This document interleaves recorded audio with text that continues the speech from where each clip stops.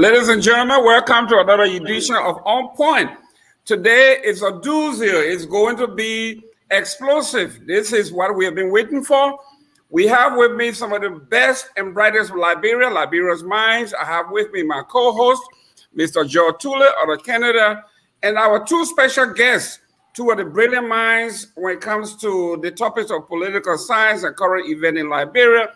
I have my brother, Ansu Dualu here, and I have with me our co-host and the father of the hours of politics here on Focus on Liberia, Mr. Ansony. Sieh, gentlemen, welcome to this new edition of On Point, where we're going to be discussing some serious issues. How you guys doing? Let's start with my co-host from the Queensland, Canada. How are you doing, Mr.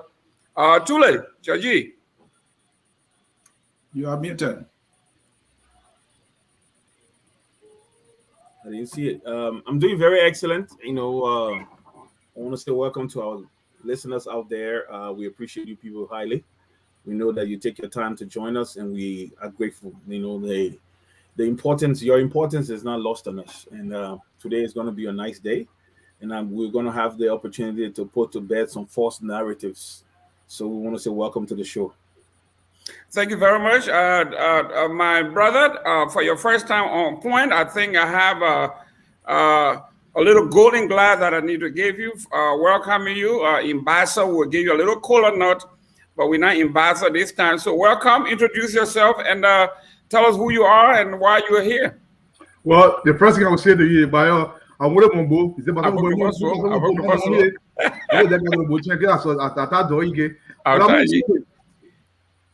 I'm happy to be here first time on point.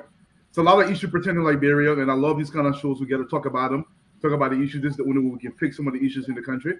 There will be disagreements as long as we remain stable. But at the end of the day, it should be about Liberia, irrespective of what anybody feels. My position is total Liberianness, everything Liberia first. If you cannot accept that, that's your business. My entire goal is to elevate Liberia. Welcome to the show, gentlemen. Thank you very much, Mr. Sieh. Thank you for taking your vacation, part of your vacation, to join us here. How are you doing, and what brought you here? I'm doing great, and I'm happy to be invited again on point for the second time enrolled. I focus on Liberia. You well know, Mr. Gibbon is about educating, it's about elevating the disco, and it's also promoting all things Liberia and talking about national issues. We have to promote the discussion in a more responsible and civil way, and nothing else but with the truth. I'm here with the truth.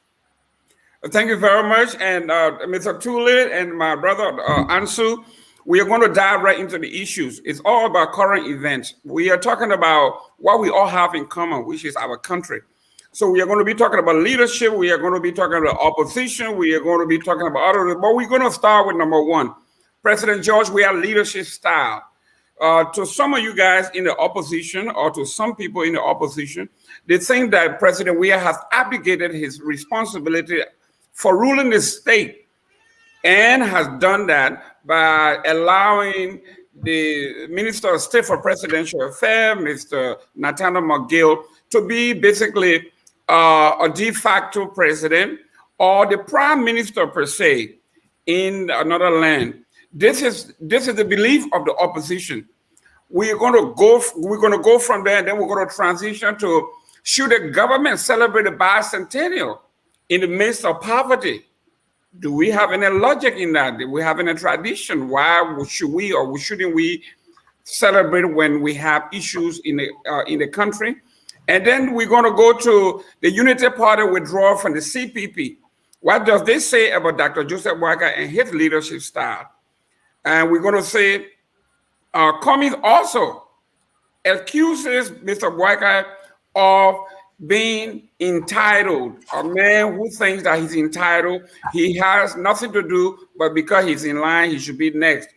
And then we're going to talk about mob violence in Liberia. If you saw the graphic pictures from emanating out of Liberia, it is terrible to see people grab, I think, or would-be or suspected thieves, and they burn them alive. I mean, this is something we used to hear in South Africa. They used to call it necklace. They put gasoline in the tire, put it on your neck, and then they light it up, and then you burn to death. We have never seen anything like that in Liberia. Where is this coming from? And what is the government doing? And I have to be clear here, I am adding on about sedition. Our government should be taking notes here. This is terrible. And then finally, we're going to be talking about Liberty Parties and attacking Musa Ability staff in Grand Bassa when they are saying Musa Ability and his crew should go back to Akko, where the Mandingos and the Muslims belong. They don't belong in Bassa. These are national issues.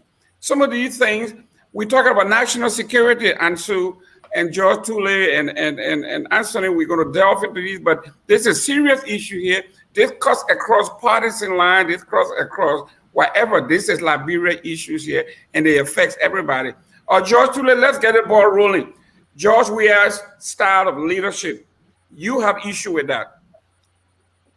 It's not a half issue. It's the fact that the man is not a leader. That's just what it is. He's a placeholder. It's the most.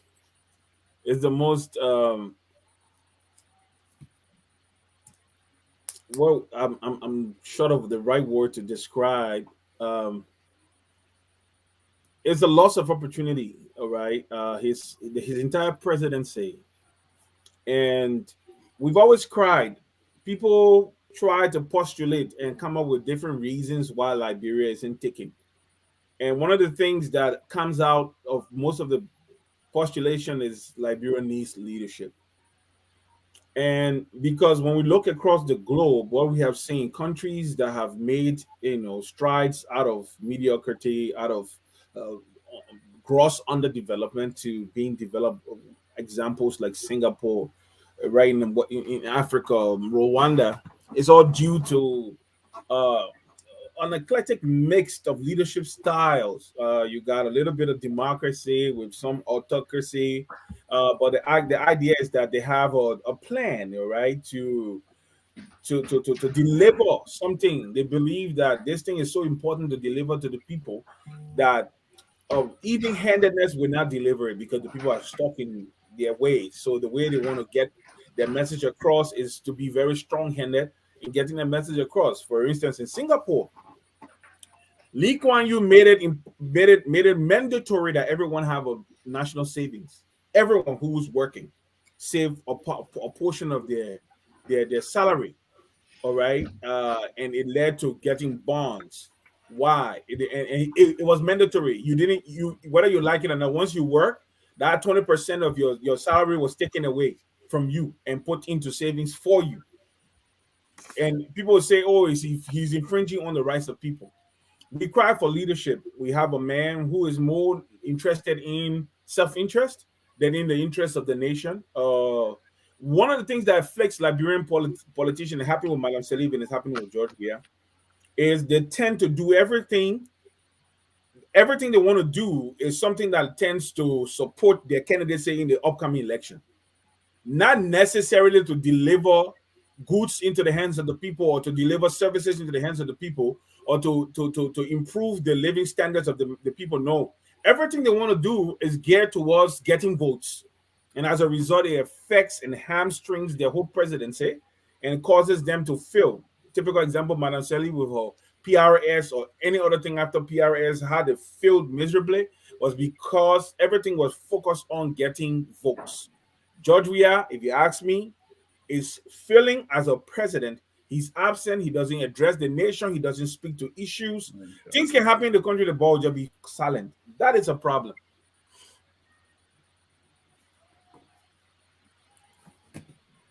Mr. Gibbon, Are you there? you're muted. You are muted. Thank you very much, Mr. Tulay. I will allow my brother Ansu, who is new on this, to take a stab at this, and then after that, then I will respond, and then Ansony Sieh can come on and dive into that. We are talking about leadership style here, Ansu, And George is talking about Rwanda. He talking about Singapore. Some would say those of us who are democratic in nature, we are Republican in nature. We do not see those kinds of leadership festering in Liberia because we are not that kind of government. Those people here are talking about some of them being to power 30, 40 years. We cannot emulate the Rwandas of the world or the Singapores of the world because those are dictatorships. What says you? Mr. Gayman, I'm going to say this. Whether anybody likes this or not, there is a foundation of preparedness when it comes to leadership.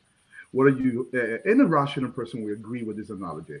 Now, before I begin this, and I want the audience, if you have time, I wrote an entire paper on this called A Guide to Picking Liberia's Next President. I want you to Google the paper. But most recently, I published a paper on President Weah's very leadership. It's called Economic and Societal Consequences if President Weah is given a second term. Google it. It was carried by Front Page, The Liberian Perspective, Nordic Africa, Pasi Nigeria, Afrobeat. It was all over the place. You can Google those papers. But I want to say something like this. Look, not only is President Weah not a leader, it is dangerous to have such a neophyte in the executive mansion. My view on this will be explained 3-4. I want to say this to you. Liberia is in dire straits. Even when President Ellen Johnson Sirleaf left power, President Weah, to begin with, understood one thing. He didn't want to become president. He was pushed into the position. So he was not prepared to begin with to be in the position. In fact, when they first came to power, it took the administration almost a year to give us his vision. This man went to no debates. He told us absolutely nothing was going to do for the country. That is a sure thing. Number two, President Weah, not only does he not speak to the country, he cannot articulate anything he wants done in the country. President Weah wakes up in the morning. He said, you know what, we're going to Nuku Town to put 3 sheets of zinc on a building. This is not how you run a national vision. Everything he has done up to date, it is not for the elevation of Liberia. It is for self-promotion. Look at what he's done. Everything he's done. I don't even think it's for re-election because President Weah, in his warped mind, he believes that if I promote myself, my re-election is guaranteed because he believes he's dealing with a gullible society. But this is not the case. There is a danger here. When you're talking about leadership, somebody has to articulate something to be able to tell her how you're going to get there. What is his vision for Samuel County? What is his vision for my beloved boy who set up Grand Bassa County? What is his vision for Lupa County? He has absolutely none. Even his lieutenants, look at the people he surrounds himself with. Name me 3 people in the government, in the George Weah-led administration, who were at a high level at any organization in the world before they came into power. Most of these guys that are running the country have not achieved anything beyond acceptable level. Lieutenant McGill, what was he doing before? Chairman. The man barely pay his rent. He's running the country. You have people running ministries that have not even earned more than $500 a month before they came to power. This is a danger. We have a president who doesn't realize, look, you hold a tremendous position to leave a legacy. He comes to power, become complacent. He hardly ever goes to work, doesn't speak to his people. This is a danger for the country. The only reason why we are peaceful is because we still have a massively illiterate society and most of us are gullible. I believe firmly, people Google the paper, the economic and societal dangers will continue with President Weah because we are in dire strait. He has absolutely no original idea. He's a danger to the country. This is why I believe. Thank you. Mr. Sieh. Thank you, Dualu, and thanks to Tulay. I think you both spoke well. We have to speak truth to power. It is not about hate, as Mr. Gilman will want us to believe. It's about telling the truth about a man who has been given the tremendous opportunity of leading our people to provide for them in a meaningful way so that they can live better lives that he has lived and continue to live because of a decision they made for him, hoping that he will be there for them. Tulay is right. President Weah is an absent leader. From the time he entered politics, he has been absent. Everything that President Weah has become in politics today, positions he's been able to hold up to the presidency, he got those positions because people were there and doing everything for him. So he has been absent. Leadership is not in President Weah's DNA. I know some people might find it difficult to believe. Now, President Weah is a guy who relies on his handlers. When you are a leader, it is not only about politics, but I can say it is more about politics, right? When you are the leader, you have to be in charge. You need to have a mind of your own, so that when your handlers and your advisors present before you their pieces of advice, you will be able to know which direction to go, understanding the magnitude of the responsibility that you carry for your people. But President Weah, what he does is he craves for validation. He wants to be validated that he is the president.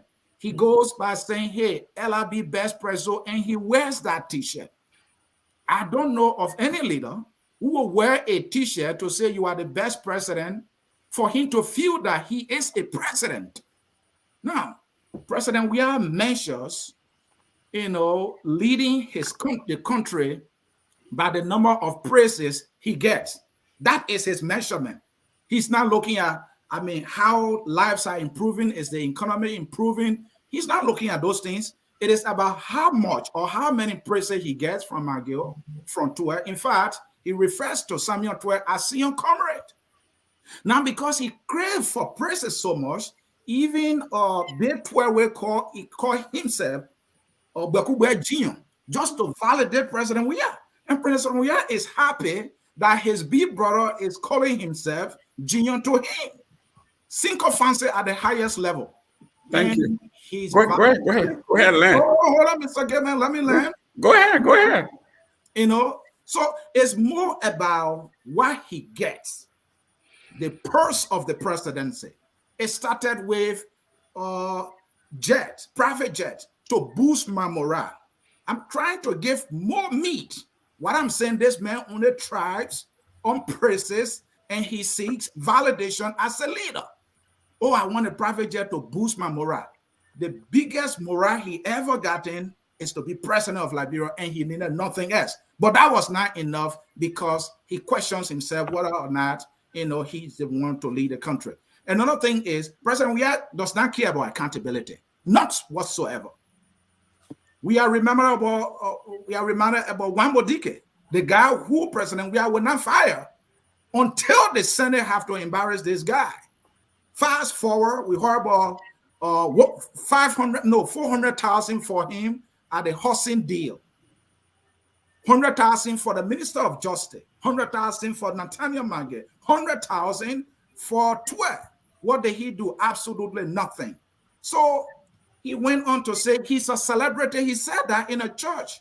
I'm a celebrity. And so what does he do? Instead of doing the work of the presidency, President Weah is singing and releasing singles. President Weah is earning MVP in the national cantonment competition.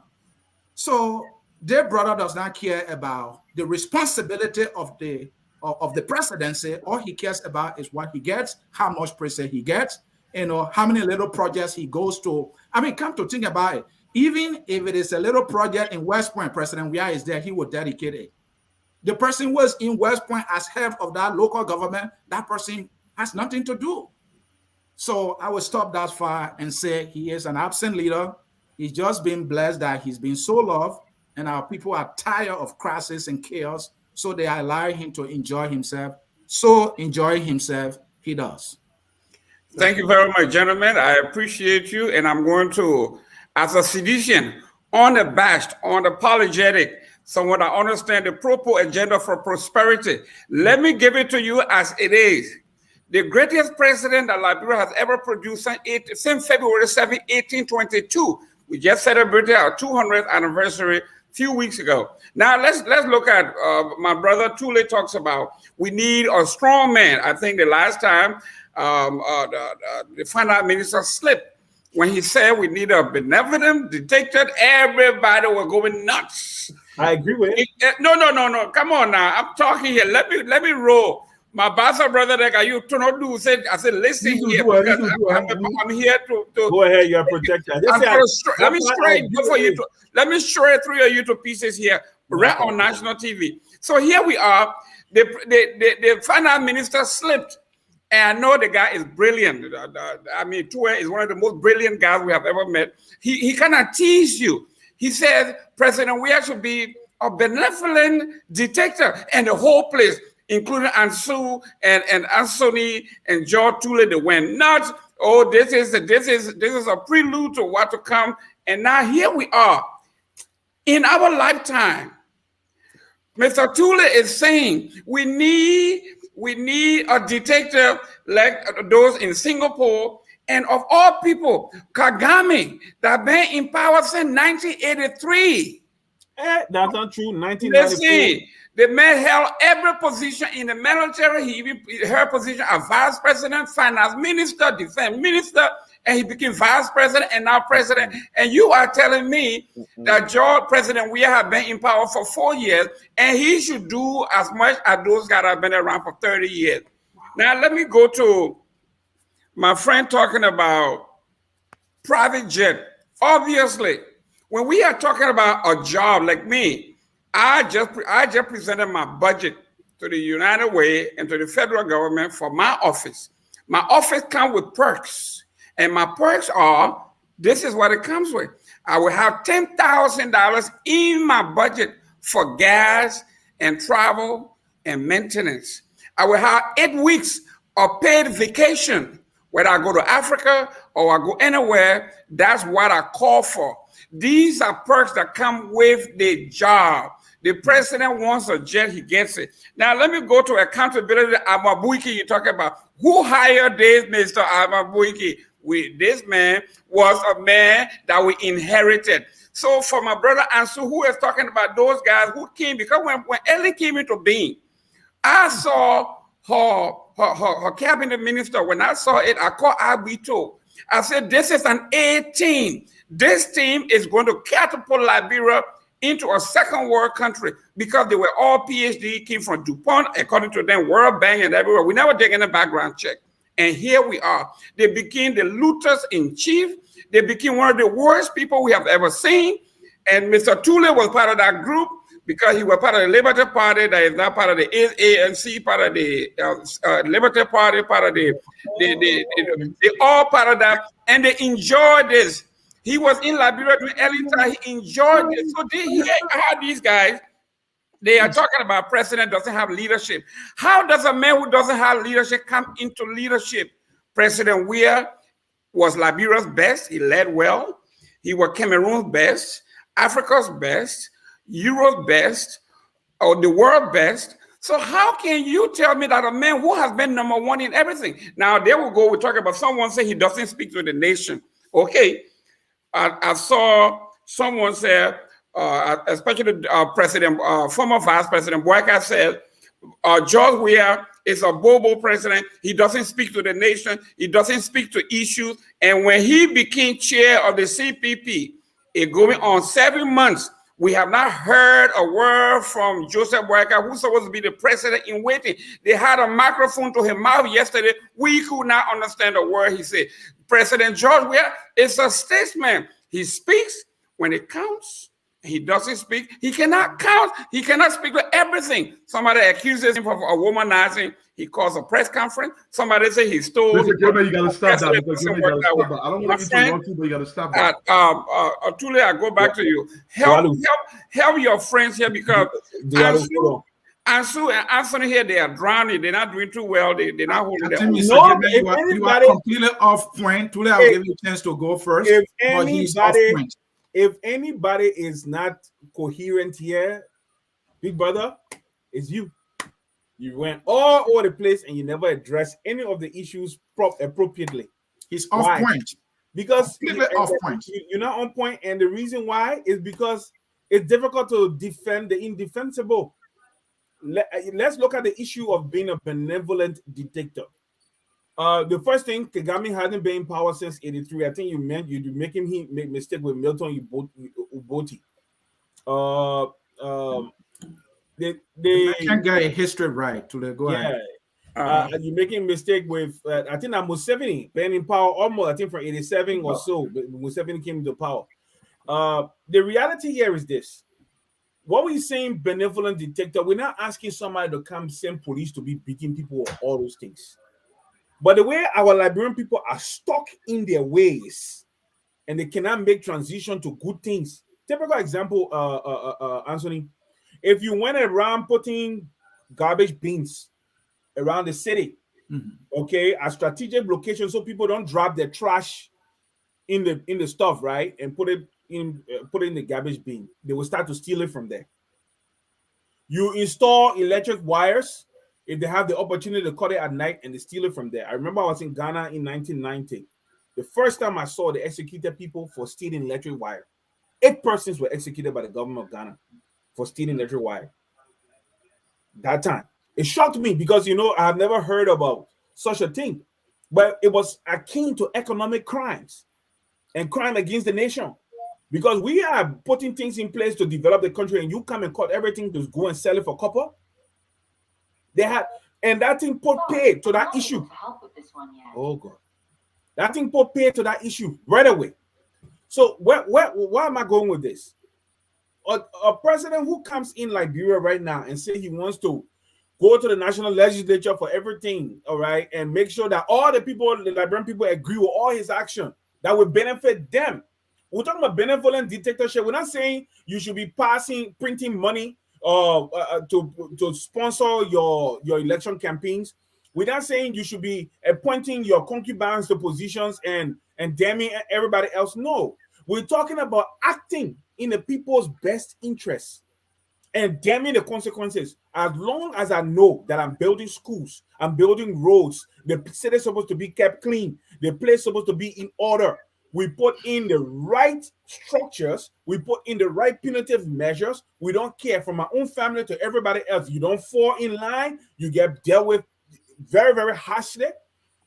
People will say, oh, the man, now, if Dualu, my friend, and Dualu relative get held by the law, then they will say, I don't respect my relationship with Dualu because I didn't free his nephew that was apprehended for stealing or for doing something bad. A benevolent dictator will stand his ground because he knows he's delivering for the good of the majority. It's not about self-interest. Now, specifically, when we look at what we just said, and you running all over the place, is it the man the best president? What has the man done? And let me just narrow onto this thing. Speaking to the people, Mr. Gayman, one of the reasons why George Weah has lost the following: 30 to 35% of the population, 18 to 25, 26, 30 years old, voted for George Weah 3 elections. Okay? They stuck with him through thick and thin. That group, the majority, about 50% have abandoned George Weah. That group was the group that made Darius Dillon president. Senator. You know the reason why one of the reasons why the group could easily just back off and go their way? Because there is no rapport between they and the president. He's not coming to speak to them. You don't have to give the people money. Liberia, Ansony, it's easier to deal with Liberian people if you only identify with them and speak to them at their level and be sincere and honest with them. These people will follow you anywhere you want to go. When George Weah came, they gave him a blank slate to lead. Instead of doing that, he ran away. He built something called Jamaica Lodge. The first time I saw the video of that place, I was disappointed. Jamaica Lodge. I'm being honest with you. I saw the place. I got disappointed. Let's go. I'm okay. Where, Ansony? Mr. Dualu?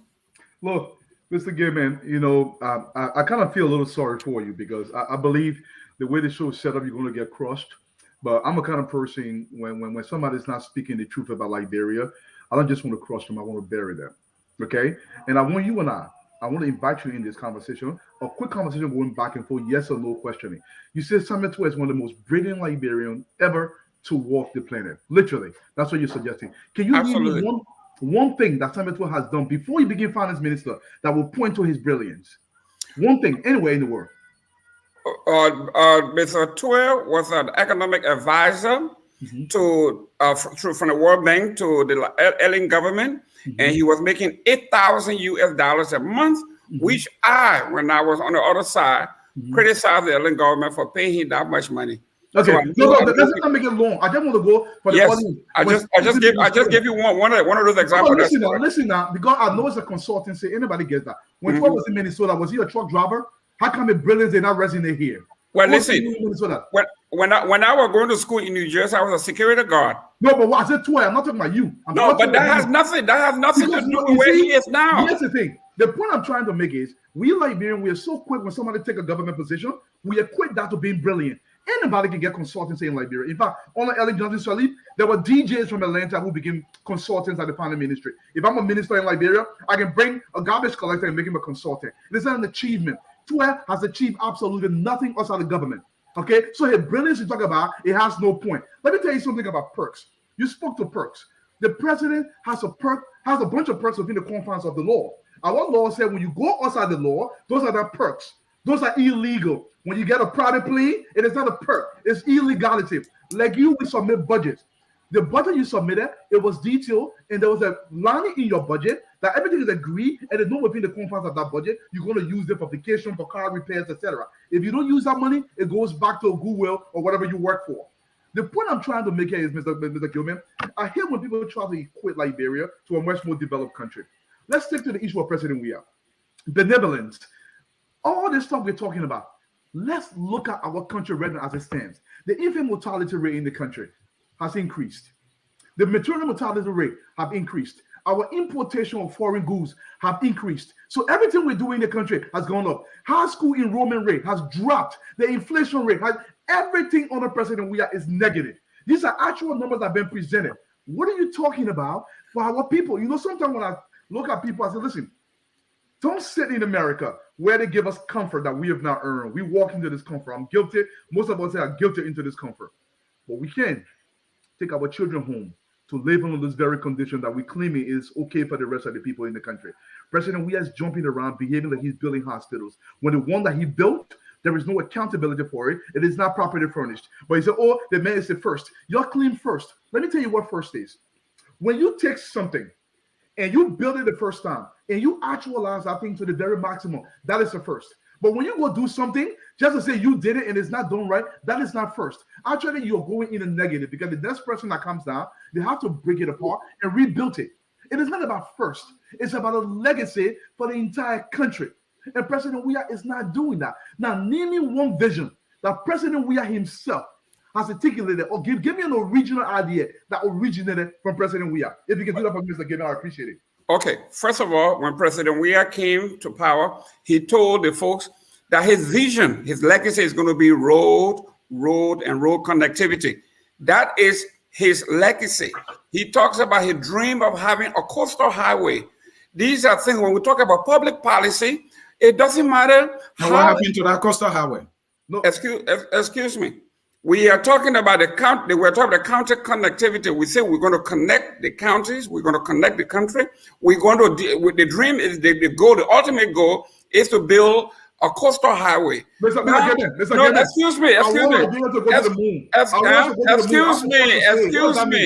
Excuse me, sir. Ansу, I think you really fit the mold of the opposition because you and George Tulay, when you're talking, we sit by supine and say that now when we're talking, you talk about inflation. The president have not done anything, and you saw inflation went from 30% to 7%, and you're talking about inflation, gentlemen. When you're putting numbers out there, people are watching these things. Okay, so we are talking about public policy. When the Obamacare we talk about, when it came into being, it was not perfect. The next administration, they are working on it, and it's going to be perfect. So these are things we are talking about. Mr. Ansony, go ahead. Thank you, Mr. Gayman. First of all, your defense on the private jet that you're using as a purse is complete flat. The private jet that President Weah acquired, I don't know if he's still using it, but used for some time, was not in the budget. When you are running a government, it is best for everything to be budgeted that is used by the leader. And if the leader is using any other thing that is outside of the budget, maybe that their own personal money, even at that, it must be verified because it may come from some source. President Weah said that he borrowed a jet from a friend to boost his morale.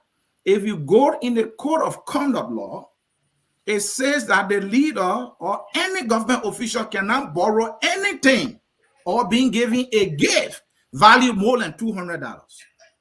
So that was a violation. President Weah has been a violator in chief of our laws, and he cannot prove that he's a man of the law. Now let us come to the issue of Weah being a leader that you try to defend here. Every business President Weah has ever established failed miserably. I don't want to list them because you know them well. Even the ones that he had in Florida, where you are, you know how they went. So you can't defend that this man is a leader. He's never been one. So, Mr. Gibbon, it is obvious that President Weah is only enjoying the largesse. That's your word. I like that word when you use it. He's only enjoying the largesse of the presidency. He does not understand the work of the presidency. And so he's all around looking for praises to show that he's doing some work. That is why even a little market, he will go there 3-4 times. Yeah. You talk about Coastal Highway. The Coastal Highway, when they wanted to build it, when they announced it, they started finding the money. They talk about Ibomaf and Eton. What happened? The Minister of Justice went on record to say, even if the money will come from the devil, we'll take it. We'll take it. What did President Weah say? Nothing. And what happened? It fell flat. That thing was ratified at the 4G speed by the legislature that I want to believe got some envelopes from President Weah. So he has been facilitating bribery, which is a crime under our laws. Yeah. As the leader of the country, we should be thinking about impeaching him. But the legislators that we have, they are boilers and they have no span to hold this president accountable. And we are just having a peaceful country today because of not generosity, because the Liberian people really want peace. That's why we have peace in the country. People are hungry and people are dying. Okay, Ansony, Mr. Gayman, before you come in, let me say something. Okay. This is not a beat on George Weah, but this you're not beating on George Weah. You're not. Don't go there. The amount on the way of saying what I want to say. Let me say what I want to say. The reality here is this. Any president coming to run a campaign should have some articulated ideologies. Your vision, who you are, what makes you, what do you want to do, what do you want to see, how you see your country, what you want to develop in your country. The thing should envelope you, it should consume you, it should swallow you up so much that every time you open your mouth, it's only your plans, your plans, your plans, your plans, your plans, your plans, your plans. When you are like that, you can get sidetracked easily. George Weah is like a child that you put, all Maggie has to do is just put a few toys before him, let him be playing, while Maggie and Tulay messing up the country. And nothing and nobody there's no accountability. The reason why is because George Weah did not articulate his ideologies as president. I told Asif Atuba, and I will always say this, that I hold him responsible for many things that made George Weah president today. People don't know. Asif Atuba, I remember telling him many times, saying, the mistake you're making, you think George Weah will use your brain to run Liberia. I said, George Weah will not use your brain to run Liberia. He'll use his own brain. And the worst thing about it is that there is nothing in that brain that will help to translate positive things to the lives of Liberian people. Because when a man is full of something, all he does is to let you know. The Bible said, in the abundance of a man's heart, his mouth speaks. If there's nothing, the reason why George Weah can come outside to talk is because there is nothing rummaging in here that wants to come out to speak to the people, to challenge them, to encourage them to move the nation forward. There's nothing there. So you are mistaken. The man have music in him. Thank you very much. We have to go to the next segment, but let me just correct a few things here. Let me give you guys, three of you guys, some stop points.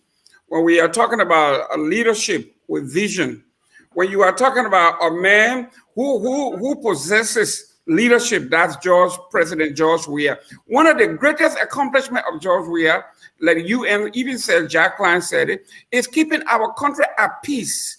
This country, in the absence, when you were in power, you have almost 18,000 UN peacekeepers there. They left. President Weah had kept this country peaceful. That's leadership, my friend. But I'm gloating here. It's almost like I'm a kung fu fighter and I'm fighting three guys and I'm beating them. I don't want to do that. But let's go to the next section. I'm not even going half time. You are exhausted. All right, let's go to the next section here because my kung fu may just knock these three guys out. Let's go to the withdrawal of of the Unity Party out of the CPP government. No, not government. Framework. Coalition. Well, okay, framework document. Let's look at the Unity Party withdrawal from the CPP. From the CPP. First of all, when we talk about leadership, leadership entails vision, okay? And a leader with a vision can forecast. For those of us who are blessed to have been educated to some degree, there's something in leadership called forecast. You should be able to see ahead of you to see what is going to happen. Honorable Boyka came to the United States when he became chair of that party, of CPP. He says, I am a unifier. I have a record for reconciliation. When I get to Liberia, you can rest assured I am going to put it all together. What happened? I start with you, Ansu. What happened? Look, before I even begin to answer your question, I'm going to say this. When I mentioned towards brilliance, it's to make the argument that he is not. It's not what he does for a living. Whatever a man does to feed his family, I can never knock that hustle. I want the audience to understand this. Because somebody who's brilliant, when they come to a place with tremendous opportunity, they actually they ascend that brilliance. People see that brilliance. We didn't see nothing about financial brilliance from Tulay in the West. He was a delivery truck driver. So I don't see the brilliance. So I can translate that here, where it's very competitive. It's not who know you. I don't see it. But to your very question, and I want to be very clear on the question that I answered, Mr. Gayman. Can you rephrase the question for me again? Yeah, we are talking about the withdrawal of the Unity Party from the CPP. Correct. That's what we are. Your take on this. Let me say this. I want to say the question entirely. Look, Honorable Boyka, I listened to his speech. The only answer I got to that whole speech was he should have taken questions. I hated that heavily. He should have taken a question. When Mo Ali said I cringed because look, for those of us who's handling President Weah for not speaking to the population, I don't want that continuing. Look, if you take a position, I'm a big fan of a man who is neutral. You don't belong in public administration or anything public. You have to take a position when it comes to national issues. I firmly believe that. So if you take a position, Mr. Gilman, like you do here, you're able to defend that position. I can respect you all day, sir. But when you take a position, don't do that. So Mr. Boyka withdrawal for me, I think it was a brilliant move and it was absolutely necessary. And let me tell you why. You have a collaboration. The election are literally less than 24 months away. We are drawing down to elections. There's been a lot of backdoor dealings on how to address the CPP collaboration. I, for one, wanted that cohesion to hold because I believe it was a one blow to President Weah. But the issue became, look, initially I'm a Cummings supporter, but I withdrew back from Cummings because he made a lot of decisions that I'm not agreeing with. When you come to an organization, you use the leverage you have to negotiate. Now, if you try to go above your leverage, your counterpart's not going to let you so very easily. So Cummings was not trying to work within the leverage that he had. So he didn't have more leverage than he did. So Honorable Boyka went behind the scene, spoke to him, speak to everybody. Let's get this thing together. But here's the question. Why would anybody want to continue the collaboration that is not yielding any result, but is continuing to diminish the relevance of the organization? The best thing you have to do is disintegrate and then build a new platform and prepare for President Weah. Because I know one thing, President Weah have tremendous amount of resources, state resources that he's going to pump into these elections. He's printed close to $8 billion that's going to be pumped into the elections. Whether you like this or not, Mr. Gilman, this is a fact. Any incumbents will do whatever they can to win these elections. Mr. Boyka have to withdraw and begin to build a new platform if they cannot hold. There was no other way around it. Because Honorable Kwame is not budging. The Uris and the Yomi Kanka Lawrences of the world, they've made a decision. So what else was he supposed to do if he doesn't withdraw? You cannot allow the CPP to continue to define you in this negative light. You got to redefine yourself. And I think rebranding for Honorable Boyka was the best thing to do. George Tulay, let's go ahead. Then we'll go to Mr. Ansony Sieh here. In conflict resolution, people say, oh, why he didn't resolve the conflict? You can only resolve a conflict where the parties that are quarreling have a sense of a mindset of resolving the conflict. They want to come to the table of brotherhood and say, let's shake hands, let's move forward.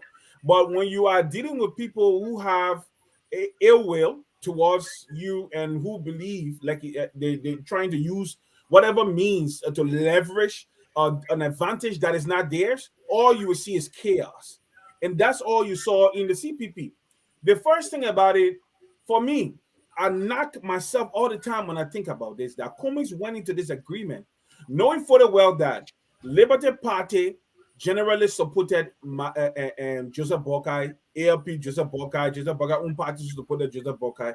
So his own play was to come in there with finances to subvert the political will of operators in the individual parties. And I said it many times. I even said it here. I said if it was in Nigeria or Ghana, there would have been violence. If a party finds out that you are using means to subvert operators within their party, there will be violence. I'm telling you, there will be clashes. I told somebody, I said, I know about Nigeria, even local, what they call council elections, that it can be, some area can be no-go areas, no-go area for other people. You go there, they burn you up. You go there. I'm not saying that's what we need in Liberia, but I'm just telling you that we are so simple to deal with in Liberia. Anything can fly. Yeah. Nobody felt really offended with this thing or that were out of place. How can you come into a political agreement and say, my only play is to use Musa Ability and Madam Saliv calling people to a house, giving them money to go and subvert the political activity, the political loyalty of people, operators in other political parties. That was Kumi's only play. Okay. Hold on. So we run out of time, so we want to speed up a little bit. Hold on. Kumi actively participated in the dissolution or in the split in Liberty Party just because he wanted Liberty Party support. For me, that was where he lost me, because until then I was amenable. There are people listening to me know I have called him and said, hey, can we try and get these two people on one ticket so we can forget about all this rigmarole and back and forth? Okay, I was amenable to the guy. But the reality here is this particular guy, he has no honor. So Joseph Boakai was very right at this moment, because the thing was, it was just in name. I said the thing one time, Ansony got so, oh, you say the thing, it's not a political party, it's not an entity. It wasn't an entity, it was an agreement in the minds of people. It was not really established. People are not really committed to this thing. When people are committed to something, they respect each other in it. You can say you myself have an agreement and we committed to it and I don't respect it, and you say you myself will take that agreement. No. Every agreement between brothers, between men, okay, the foundation for this agreement is respect. It's a shit. You myself have no agreement. It's a shit. Your take. The thing is that they had an agreement that is signed. When the CPP was certified, they celebrated, the certification of the CPP. Mm-hmm. Now, these were two men of the four political parties who were the only ones contesting for the standard bearership of the CPP.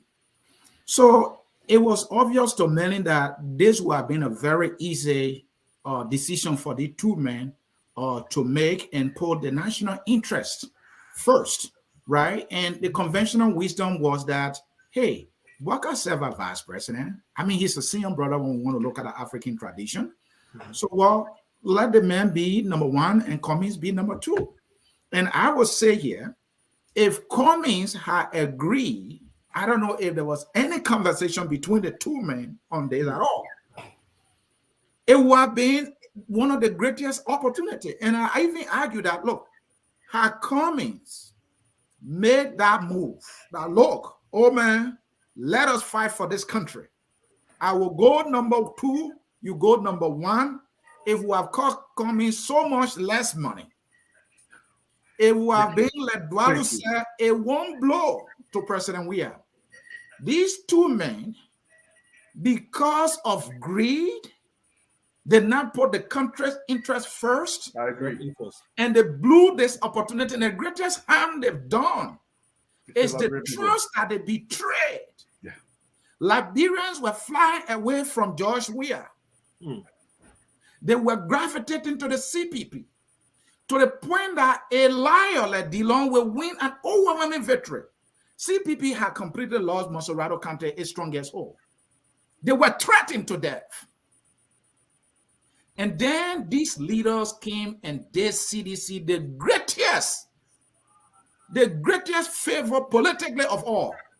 They disintegrated this thing on accusation of changes to document, lawsuits. These guys, we can argue from here to tomorrow as to who is responsible, but that the two men will not look at the national interest, be it Boakai, be it Cummings, to not say that this man is a boy in the executive mansion. We cannot afford for him to be there. And here we are, and they are splitting. It's obvious, I agree with you, Tulay and Dualu. It has reached a point that the conflict cannot be resolved. So they should disengage and go their separate ways. The danger is they have minimized each other. They are undermined the impeccable chance they had to defeating President Weah. President Weah is in a much better position today.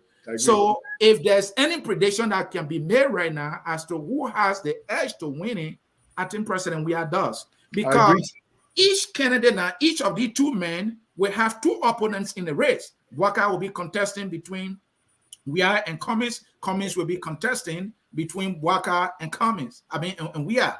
So that is not a good place to be. And these guys, what they have done to Liberia is a disservice, and CDC should be congratulating them. And the worst of all, Walker sat there and allowed Ure to carry this case to court when he knows that Ure is supporting him, and it will make the whole thing to just blow in their face. It is not helping us. But what if, let me ask the question, what if it was because the thing had to die of death? Okay? How could this thing die of death? You can just wake up and say, I don't want to be part of it again because there was an agreement. If you want me to answer the question, some time ago I said, look, when the crises were getting stronger, when the emotions were high, when people were not listening to each other anymore, I did a show specifically. I said, look, let them adopt a resolution right now that the CPP will hold. Let me learn to learn that the CPP will hold, but the resolution is that we will go in the first round of the election individually. Whoever makes it to the second round becomes the CPP candidate, and that person will be endorsed and will all support the person. But you know what? Go ahead. Let me say something to you, brother. One of the tragedies of this thing is the people that I spoke with, staunch ANC supporters, every one of them said, why, I just brought it up because I read a comment. Why should Cummins go as vice president to Buckeye? And this was my answer to them. Now, I'm a Liberty partisan. I love my political leader, but this was my answer because I love Liberia more. I said, Cummins has some very good characteristics in him. He knows how to get some things done. And he can have some goodwill from the international community also. You'll be able to play because he was out there in the business world. But this is what will happen. 6 years, he will spend as vice president and he will learn Liberia. But he will not just be vice president. Let there be a memorandum of understanding that Cummins will be a vice president of consequence. Meaning, he will have some rights and some operations that will be particularly assigned to him because he's younger, he can travel more, he can do more, he can be the face of the ticket. He can be the face of the government, dealing with the people in all the byways and the highways of Liberia. Cummins can do that. The president can be there as a quarterback. At the end of the day, Cummins will take 6 years. He will understand how stealing happening in Liberia. He will understand how all the Baba thing can happen in Liberia. He will know how the people got the whole system of governance. The under government, not the one that we can see, but the one that is under what we can see. Fine. Yeah, hold on. Go ahead, Len. We got to move to the next one. 6 years, Cummins will have 2 opportunities to become president of Liberia and help to lead this country that he say he so much love, and his supporters say he has the ability to lead. Then he will have the opportunity to sit there as president now and to carry on his own plan and vision.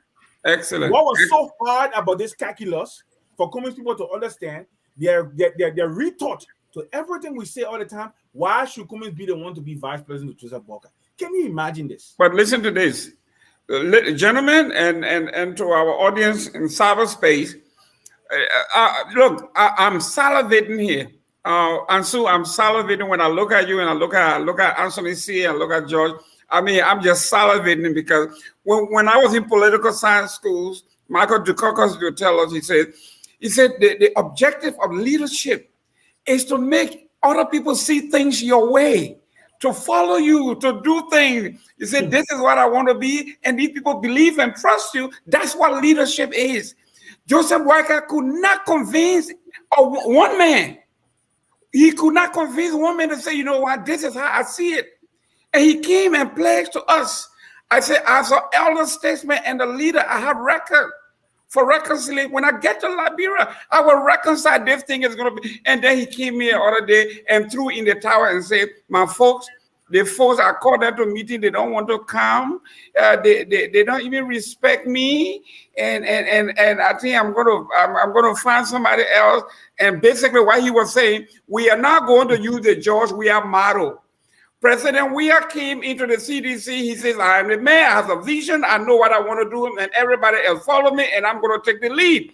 And in the history of Liberia, this is the only coalition that has ever worked. Yet and still, you say he lacks leadership. Anyway, let's leave it. Let's move to the next one here. I know listen. You were just and say, let's move to the next one. No. Let me and so you see, I'm my brother here. Hey, my brother here. Now listen, we have another show. We got a special guest coming. We will go to the show. We have to go. Listen, you, Mr. Gayman, your man, he's not responsible for the coalition of democratic. Mr. Tulay, you spoke. I didn't say anything. Why you? Mr. Gayman, give me a minute. Give me at least a minute. Okay. I'm gonna give you. I'm gonna give you a breather. You're drowning. Come up and grab a little air. Come on. Let me say something to you. Come on. Your man wasn't part of the bringing together of the coalition. There you go. No, now there you go. There you go. MPP man became chairman of CDC and brought the coalition together. There you go. CDC and so you see how these ANC people behave. I've made my final point here on this issue, if you don't mind. My final point here is that I agree with Mr. Gayman. How much effort did JMB make in convincing his younger brother Cummings that, look, I've been here. Let's reach a deal for the sake of this country. How much effort did he make? That's a good question. Now, the Cummings group saying that Mr. Bwaka feels entitled. There was a competition. They were in a collaboration. You needed to negotiate. From the get-go, the Bwaka side did not negotiate from the position of strength. They knew all along that they were the biggest political party. They should have negotiated with that strength. They failed to do that. They agreed to the terms of the deal. Now, when it comes to consensus and all that, how much effort the Bwaka made in reaching out to Cummings, like you were saying, look, you can be a vice president of consequence. In fact, I will play like a de facto president, and I can make you operate more like a prime minister. In politics, you must negotiate. You must focus your attention, you understand, on achieving your ultimate goal. Mr. Bwaka wants to serve as president of this country. His challenge became Cummings. How much effort did he make? And Cummings, to his credit, he brings some clout financially, something that Mr. Bwaka does not have. If he had gotten Cummings to convince, he would have been a much better player. Don't worry about money. He would just sit back. Even during the campaign, it would be a much more easier way for him. Cummings could travel most of the counties, and he could rely on Lofa County, maybe Gayman, and most of Rado County. They could win this thing. Did Mr. Bwaka convincingly made that effort to Cummings to convince him as a little brother? Did he do that? My answer is no, he did not do that. He feels or have felt all along Cummings should be the one to come to him, and that is one of the problems. Great. Gentlemen, we have our show is broken down into 3 segments. We do our first segment, we discuss most of the issues, we read comments, we come back and then do the last segment and do our closing. We have a big show coming out at 6 o'clock. We want to make sure we give them enough time to prep. We know that our brother, a very good friend of mine, Ambassador Barnes, wants to come on and say a few things and clarify a few things in the public space. So we need to give him that courtesy. So we'll give him about 20, 25 minutes off so they can go ahead and prep. So let's go to the comments here. After we have addressed the comments, then we're going to go to the mob violence in Liberia. We're going to deal with this. This is national security issue that affects everybody. This one is not partisan. This is Liberia national security issue. Can we go to the comments, please? Yeah, Mr. Gayman, lots of comments. I don't know if we can get to as many as possible. Maybe just 10 because we gotta go. We gotta get the other things and get out of some here. good characteristics. Mr. Cumming had $10 billion in revenue. Who in the race has handled this amount in revenue? That person writes. Like here from Logan.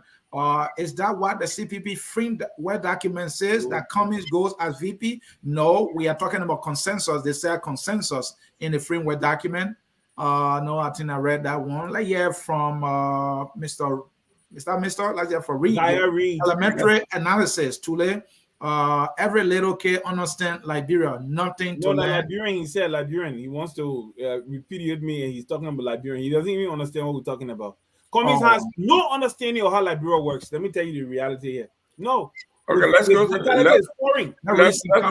Mr. Gibbon, killing of auditors and EPS officers. Let's leave that one there. Gentlemen, we don't have time. We are pressed with time. I don't think we can do many comments here. I don't just want to read comments. You guys just spoke about leadership. There's no leadership within the opposition cycle. And I think that person has a point there. Let's hear from Weah Pekin. Where were you when Alex Mamin Cummings was having press conference everywhere? Well, they're calling Alex now Mamin. Jesus Christ. Our people, man. Let's hear from David here. A base does not necessarily win an election. GMB had Lofa as a base. We all know the result of 2017 elections. Lots of them. I don't know how many we can get to, gentlemen.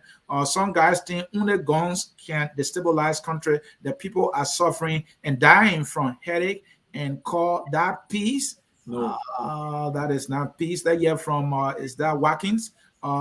Be too brilliant on this side of the wall will work against you in some strange ways. That person writes. That year from Bravo or Rare. Anyone who is supporting the Weah government is suffering from what? Myopia and needs psychological attention. That's the person, right? I don't think the person is suffering from anything. But yet from Mampu, Dawson, Mr. Tulay, a typical example of history will remember those who helped to destroy Mama Liberia. I'm referring to what was said about Ava helping to elect George Weah.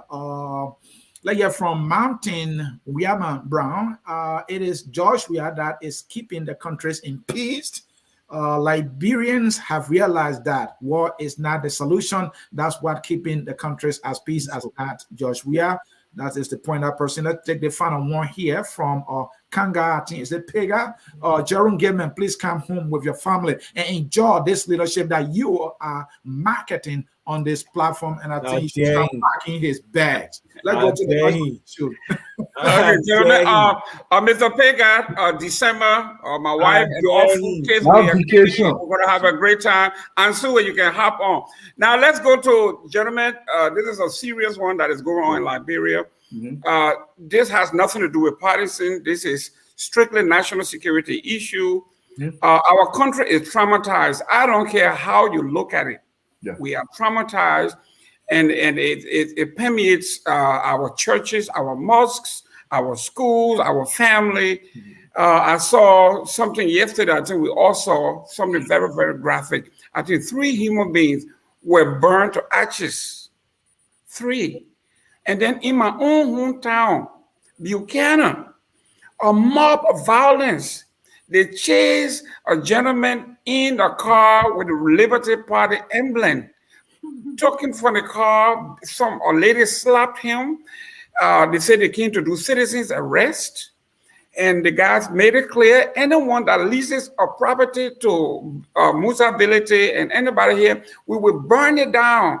And if he opens a business here, we will burn it down. Let him go back to Akko, where the Mandingo people and the Muslim people belong. Grand Bassa County belong to us. We don't need them here. These are terrible, terrible things for human beings, Liberians, to say to each other. And I thought the national government should take notice of what's happening, burning human beings alive. Okay? These are prelude. Someone telling you, if you lease a building to this guy, we're going to burn the building. It is terrible. Ansu, help me out here. Look, Mr. Gilman, you said something that is of serious nature, and we should take it very seriously. And this is not just under President Weah. This was also true under President Ellen Johnson Sirleaf. Although they have a little bit more resources, they try to curtail a little bit more. It is more prevalent now under this administration. But you may disagree with this, but this is fact. It is not from my purview. Thank God you're a social scientist and you understand this.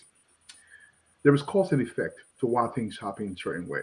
When people lose faith in the system, when they believe the system cannot protect them, they act upon themselves. Even in here in America, if you went to the south side of Chicago, or if you went to the Baton Rouge, or you went to certain parts of Philly, everybody in that community will arm themselves because they believe the police will not come on time. So the mindset is, there is no government that's going to protect me. We resort to violence. But there's a danger in that. There are sovereignty risk issues when it comes to this kind of violence justice across the country. There was literally, look, nobody in Liberia who has, I was speaking to an official of a couple of weeks ago, I'm not going to mention his name, and this is what he said. To summarize this, I'm not going to say too long. He said, Dualu, my man, if you get $100 in your pocket in Liberia, you can almost do anything and get away with scot-free. That's the summary I want you to understand. I'm not going to go beyond that to explain. You got $100, you can do anything with impunity. This is the country we are running. When we speak to leadership, that's what we're talking about. You have to lead. The people have to look. To the bit of brilliant point, when the message was sent in Ghana, look, when you are leading a people, there was a paper that I published called Why Diaspora Liberians Matter. And Mr. Gibbon, you get time, Google the paper. There are issues we have to contribute in ways not necessary to government. I'm not a government kind of person. I'm a private guy. I'm a chicken feed seller. That's my own operation I want. You get the Buimla, then more that take that kind of more for. But the issue is, how are we going to get to that point? When you speak about leadership, people think that you're attacking the individual. That's why I tell people in my bureau, do not support any politician. Support their ideas and their vision. If they cannot explain the idea and vision, do not support them. It must be articulated, man. Thank you, guys. And today, if you don't mind, go ahead. Swap on this. Mr. Gayman is right. This is not about politics. It is the main fact that people do not trust the system. People do not trust their leaders, that they will be able to hold certain individuals accountable who do wrong in the society. He gave an example about US, and that is true. I will give some too. If some of you remember, in the state of Texas, there was this black guy, US Marine trained, who gunned down police officers. The story is that this young man was traumatized, that every time he turned on the TV, a black man would be killed by police. And that black man will go to court, and that police officer will go to court and will be set free, will not be found guilty. He got tired of it, and his conclusion was that black people are being eliminated by the police, and nothing is being done. He felt that the system was not holding white police officers accountable for killing blacks, so he took matter into his own hand. It also happened in the state of New York, where police officers were ambushed and also killed. The reason was that they were killing blacks, and those white police officers that were killing the black were not getting the punishment they deserve for eliminating the lives of black people. It's the same thing in Liberia. When somebody steals from a poor man who has only a 1 cup of bread, maybe it is their little willow market they're depending on to survive, and a road takes it away, to let that person hope is that. So when they see a road, and because they know that the police cannot apprehend these thieves and take them into prison and apply the law where the law belongs, they too now have to take responsibility of their own life and provide protection. So in their anger, they are burning people alive. This is something none of us expected to have happened in Liberia. That Liberians would be brave to catch somebody just because on the accusation of being a thief will set that person ablaze. And my understanding is that the thieves were chased. So let's say that thief here had on a red t-shirt. While he was being chased, he managed to, in Liberia language, will say bend the corner, but turn the corner, right? And then another person with red t-shirt, maybe your boy was running on the other side. It could be the wrong person that's been set ablaze. This is the situation we're facing.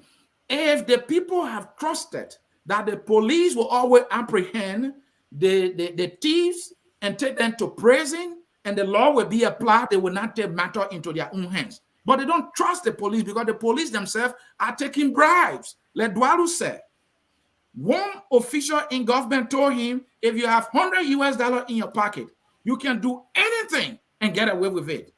And I can't explain it if Dualu, who is more eloquent than I am, cannot explain that. That is how serious things are in Liberia. And why these things are happening, what do we see? We have a partisan police that does nothing but collect checks. We have a president who will not speak to these issues. Somebody has been burned alive. A citizen has been burned alive. The president will not speak.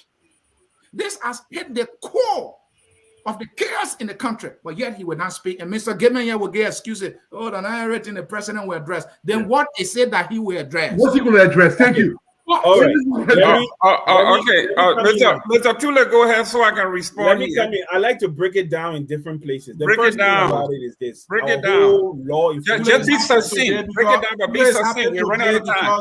I'm not persecuting GMB. No, you can't. I was ready for you. You didn't know the level to which I was ready for you. Anyway, let's move on.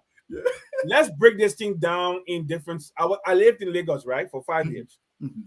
It was so bad in Lagos that if somebody said "ole" in Lagos, which means robe, you could be killed. If I wanted to kill you in Lagos, I just wait for us. I can follow you until you reach into the major marketplace, and I just shout behind you, "Ole, ole, ole, ole," and point to you.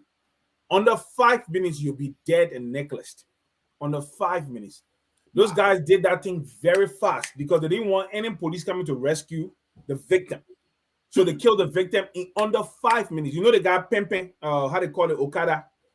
And somebody would just open the valve and pour gasoline in a bottle. Somebody else would bring tire. They got tires all over Lagos. They would bring tire quick, and they would knock that person out, put tires around the person, and let it fire, and they would all abscond. Why? Because the breakdown of law and order. Absolutely. Mr. Gayman said the country is at peace. Liberia is teetering on the brink of an explosion where you have the mixture of poverty, you have the mixture of despondency, people can see hopelessness, they don't see any hope. You have the breakdown of law and order, nobody can get justice. The system is teetering on the brink of collapse. Let me go to Liberia in specific.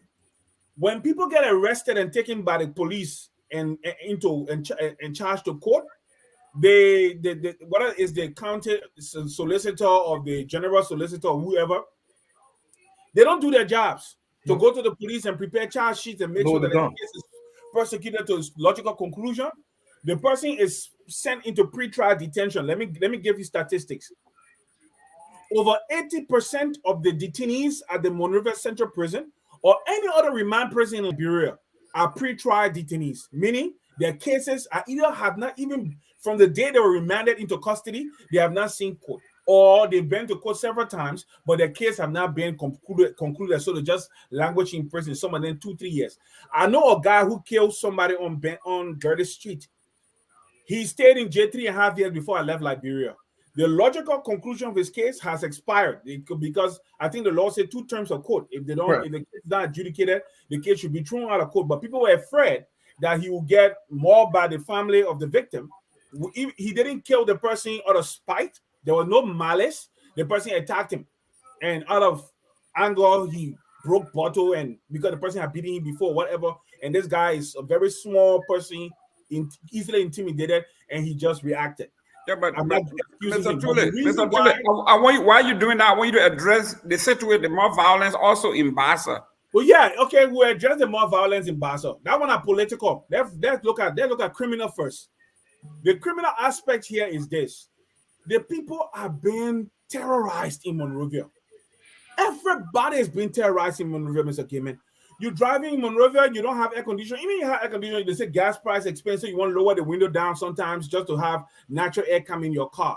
Anything you have in your car, once you're driving through the streets of Monrovia, is forfeit. Let me just put it that way. Your phone in your ear is gone.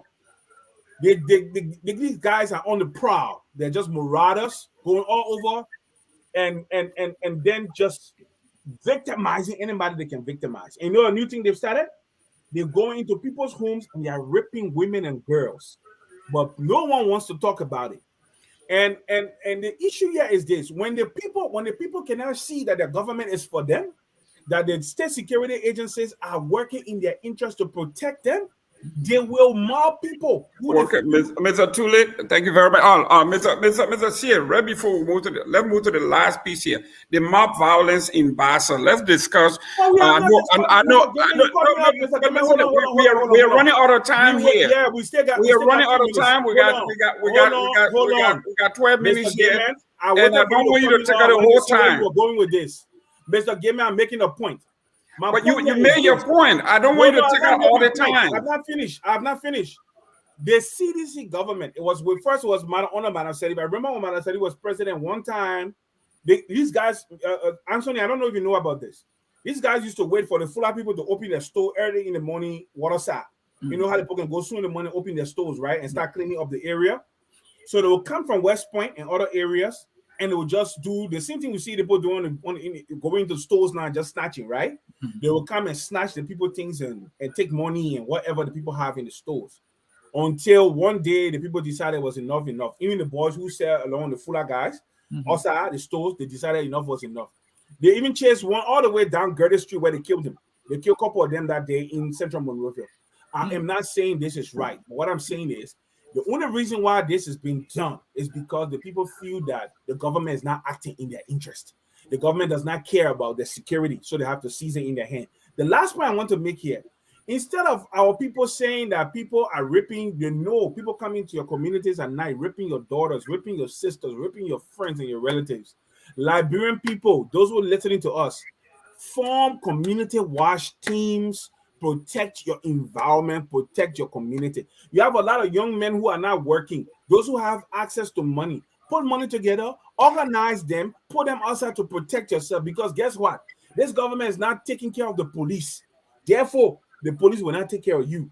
You understand what I'm saying? As long as the police feel. Thank you very much. Let's address the political piece. I don't want this man. I don't want us to. The political piece. Let's address the mob violence in Bassa. Yeah, I will help you. Okay. Yeah, Mr.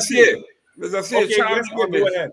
Mr. Gibbon, something just came from management. They want us to display on the screen here. Okay. Yeah, it is. It came from Dr. Duke. It's the name. Dr. Duke. More violent.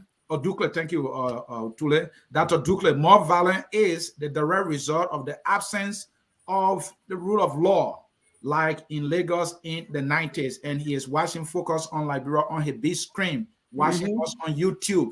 So if you are watching us right now, you're on YouTube, please send us your screenshot so that we can display it and recognize you for supporting what we do here at Focus on Liberia. Mr. Gayman, it's over to you. All right. No, I wanted you to address the issue in Grand Bassa County. Bassa guys, you are Bassa man. Dualu is a Bassa man. You guys start and then we'll follow. It's a Liberty Party thing, so let me just help him. Go ahead. You got 1 minute. Yeah, I got 1 minute. I agree. No problem. The issue in Liberty Party is very, very simple. You got the ability fashion, and I said this thing many times. Ansony can bear me witness that as long as the confusion in Liberty Party helps the present government, they will not help. They will not adjudicate the case in the proper way. Ability will keep the documents of the party, so to speak. But the reality is that Ability does not have the heart of the people. Okay, so what Ability is doing, there's one thing to go to NEC and say, okay, you bribe a few members of the not few. Come on now. You can't do that, man. You can't let him speak. You can't get ready. We're running out of time. Ability bribed every member of the executive council or executive committee that supports Ability is because they are receiving money from Ability, nothing else. Not because of ideology, not because of anything else, but because they're receiving money. Okay? It's just the reality here, Mr. Gayman. So I don't care. You don't know about Liberty Party. You're not Liberty partisan. So don't even come there. The reality is these guys feel that somebody had told me, oh, the other point get money to get us, and this is where our town and people, you don't believe that senator should get money for 9 years. Right. You know that senator, then where you want us to be. That's their justification for supporting Ability. And that's the reality. And Ability is giving them money monthly. So Ability got 18 or 17 or 18 members of the executive committee. He had a he had a conference or convention, whatever in Nimba. They were afraid to show the picture because nobody went there. The reality here is this: the Bassa people, those from Liberty Party, are still with the Yombly brand, the Yombly group or Liberty Party. That's where the support lies. So when Benedict leaves from Montserrado, where he has carte blanche to do whatever he wants to do, and he's going out to poke his fingers in the eyes of those who have supported Charles Brumskine from day one to today, and they see him as an interloper, and they see him as somebody who is coming to abuse them. Because you didn't just do it, you didn't just seize our party and attack the legacy of Charles Brumskine that we respect from outside. You coming out into our locality and trying to challenge us and tell us that you have taken over the party that is ours. And you are coming now to come and build something in Buchanan. We dare you. Wow. Listen, Mr. Gilman. Yes. Go ahead. I'm shocked. Let me come in. I'll be very brief. But it's the truth. Okay, Mr. Tulay, yes, my position. Look, if you remember quite recently in Kenya, and people must remember this, when you resort to this kind of trouble and demagogic kind of politics, where you try to isolate a Liberian citizen anywhere in Liberia, it is akin to war crimes. You cannot do this. I don't care if you disagree with him, whatever he did in Monrovia, he's a Liberian citizen. But Mr. Gilman, give me 15 seconds. I want to say this to people of Grand Bassa County. Please. And this is for you, Princess Johnson. Look, God, you best on the image. Kebe se pere confort, bebe get garder de fond, bebe get clipa, bebe get car fond, ose yidimo fond, bebe get dinga benwe, be se bo vote, ose fosilo. Ke gable get best on di, amon la bringa. That's what boy. There is absolutely no reason why anybody will run beyond Benedict in Grand Bassa County. Look, I'm not a Benedict supporter, but if our democracy is going to grow, people have to be tolerant at a very high level. Do not support Benedict. Do not do anything for Benedict. But Benedict has the right to go in Grand Bassa County and set up shop. You have absolutely no right whatsoever to chase him out of Grand Bassa County, try to burn his car, claiming that if he comes to Grand Bassa County, you are going to burn anything he establishes in that location. This is wrong. This should be not accepted. Look, at the end of the day, I firmly believe the Liberty Party is going to come back together. It's going to take some time. It's going to happen. But you cannot use violence to make that happen. I'm not for that under any circumstance. Back to you guys. Look, when Tulay was speaking, I was paying attention. The manner in which he spoke, what he was trying to say was that Musa Belete, just for the name Musa Belete, and that the people of Bassa, Musa Belete is a Mandingo man, and this party is a Bassa party. So Musa Belete has no grounds to come to the Bassa people to do anything or say anything to them because the party is for Bassa people. This is nonsense. This is ridiculous. No, we've seen this before and it hurt our country so severely. Yeah. They can disagree with Musa Belete on political grounds, but to chase him because just he is a Mandingo man or because he carrying the name Musa Belete, you said what you heard me saying? It's for Bassa people. May I let my point here? This is what you heard me saying. This is what Tulay was saying, and that is what I got from him. You're wrong. I understand his level of eloquence. No other way what he said can be interpreted. This is ugly. This must be stopped. Musa Belete, like Dualu said, has all right as a citizen of Liberia, as a member of Liberty Party. Grand Bassa County being the origin of that party, and he being a member and a Liberian has all right to go there. He cannot be chased because he's Musa. He cannot be chased because of political disagreement. That's my point. That is unfair and that is dangerous for our democracy. Okay, Mr. Gayman, before you come in, please let me just say one thing. Because he brought an indictment against me. Let me tell you something. I got Mandingo heritage. I would never mouth a Mandingo man from going somewhere or doing something. That wasn't what I was trying to say. Listen, this man wrestled through guys, through guile. He wrestled, he destroyed the legacy. The only thing that these people held dear, he used guys, he used guile, he used trickery to wrestle the party. He brought them to disrepute. He hurt their hearts. Listen, I'm not putting myself in a situation. I'm giving you a frank assessment of it. You doing your stuff in Monrovia. Yes, you've taken control of the party in Monrovia. You use your means to get NEC to side with you and all of that. Fine. Fine and dandy. The difference here is this. To now go into where they consider themselves, they left it with you, wherever you want to do. You don't understand what I'm saying. This is not me. I'm telling you the situation. To now go and try address the in issue their of the eyes. bribe, Hey, Mr. hold on, Tulay? hold on, brother. Mr. Tulay. He's bribing people. What's the evidence? Listen now, Mr. Tulay. whether right or not, that's not my issue here. Right. I'm just telling you, when you're doing politics, when you do this kind of things and you make statements, you attack the people, you make statements, this party not Basel party, this one not this. He's been the one making those statements against. He's right. It is not a Basel party. Okay, we agree. But the difference here is, as much as it's not a Basel party, they formed we have 15 minutes to the next show. Mr. Tulay, you use 1 minute and do your closing so we can move on. You are going to get pushback. What are you getting like that pushback? Okay, Mr. Tulay, use 1 minute to do your closing so we are running out of time. My closing here, especially regarding this Liberty Party thing, as much as I do not condone violence, politics comes with responsibility. You got to be wise. Dualu, I don't care what you say. You got the party. You took the party away from the people and you antagonized them by making statements, making derogatory statement against Basel people.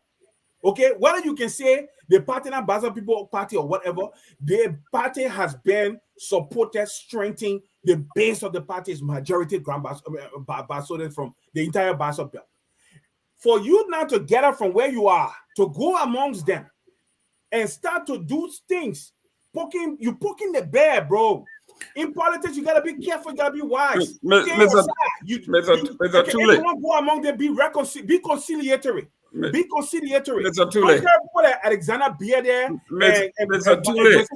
to be making inflammatory remarks. Mr. Tulay, we run out of time. Thank you very much. My friend here, Ansu, I think you and I are from Grand Bassa County.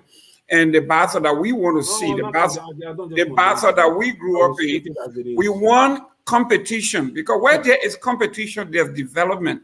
Sure. If we had 2 radio stations, like the man said, he got radio station, he bought 6,000 megawatts of radio, and he's going to start a radio station, and he's going to compete with all the radio stations in Bassa. I love that. I love it.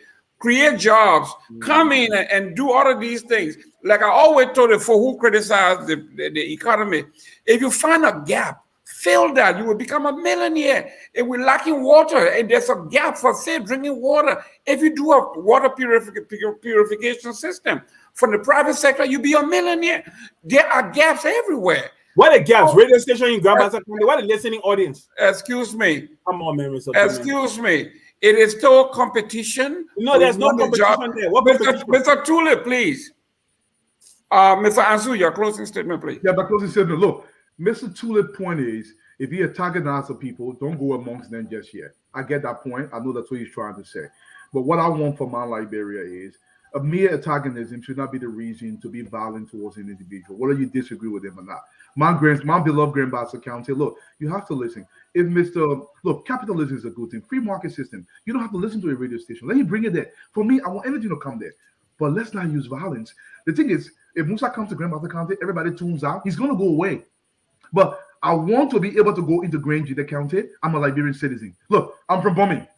I won't be able to go to Lopa if that's where I choose to live. That's how it should be, without fear or favor, and I should be protected. Our argument should be okay. We should disagree on the issue. That's why I keep promoting Liberians.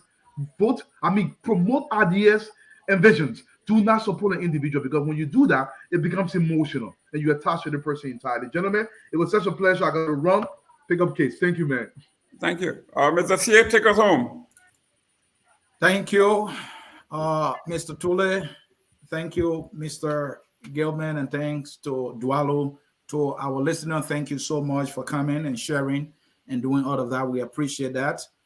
I understand the discussion got very interesting. At some point, Mr. Tulay was off point. At some point, Mr. Gibbon was on point. The only guy who was on point from start to end, I'm the guy. I was always on point. Got no feature all of the issues. I brought the truth as promised, and I delivered the truth. That's correct. Prepare, but like you are off point when you accuse me. You accuse me falsely. You accuse me of being a tribalist when you're off point. Tulay came prepared, but I dodged him. I gave him my way. That's right. I tried it. I was waiting for you. You bend the corner. So I'm the master of the game here, folks. I'm just cracking some jokes here. Folks, this is how we will come to the end of this, another edition of On Points here at Focus on Liberia, where we educate, elevate, and promote all things Liberia. The song that takes us home is please stay tuned. Please stay tuned for our next.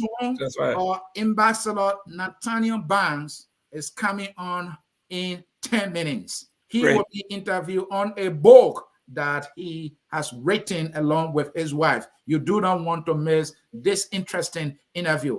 Thank you so much, and bye-bye, folks. We are Liberia. Liberia is our home.